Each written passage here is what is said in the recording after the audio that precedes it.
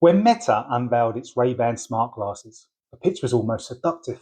A pair of stylish frames, a discreet little camera, an AI that could see the world right alongside us. A seamless blend of fashion and futurism with privacy, they assured us, baked in from the start. And many people, understandably, took that promise at face value. But behind that glossy reassurance, something else was happening. Thousands of miles away in an office in Nairobi, contract workers were watching, and not curated training clips or carefully staged demos. No, they were watching us.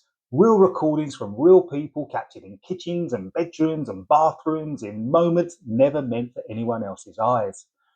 Now, Sama, the data annotation firm subcontracted by Meta, had been tasked with reviewing footage whenever users activated the Glasses Live AI feature. And according to more than 30 workers, what they saw was often intimate, unfiltered, and profoundly private.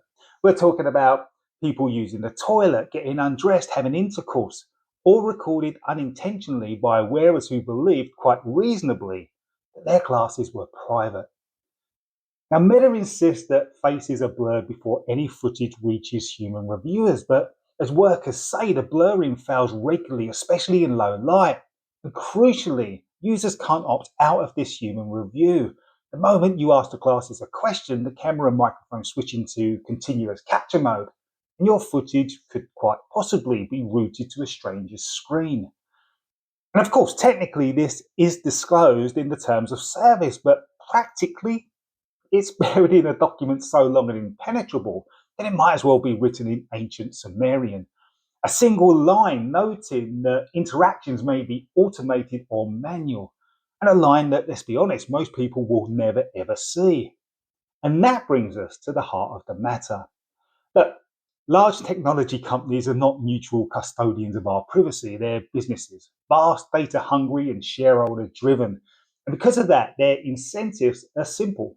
The more data the system ingests, the more powerful the AI becomes. The more powerful the AI becomes, the more competitive the product. And the more competitive the product, the more value it generates. In that equation, privacy isn't the engine, it's the friction. And so user agreements become the perfect instrument.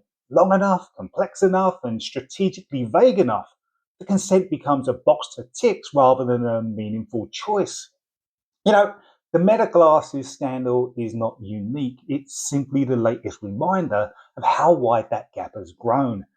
And thankfully, regulators have begun to stir. The UK's Information Commissioner's Office has launched inquiries. The European lawmakers are asking pointed questions. And in the United States, a class action lawsuit alleges false advertising and privacy violations. But beyond the legal wrangling lies a deeper truth. AI is not built by machines, it's built by people. People who sit in offices far from the countries where the technology is sold, watching the raw, unfiltered footage of our lives. People who, in this case, were reportedly discouraged from questioning what they saw and sometimes fired when they did.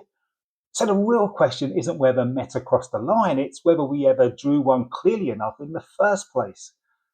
You know, technology companies will always push as far as their incentives allow.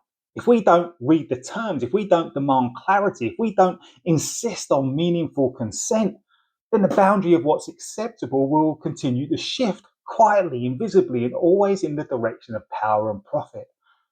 And that really ends well.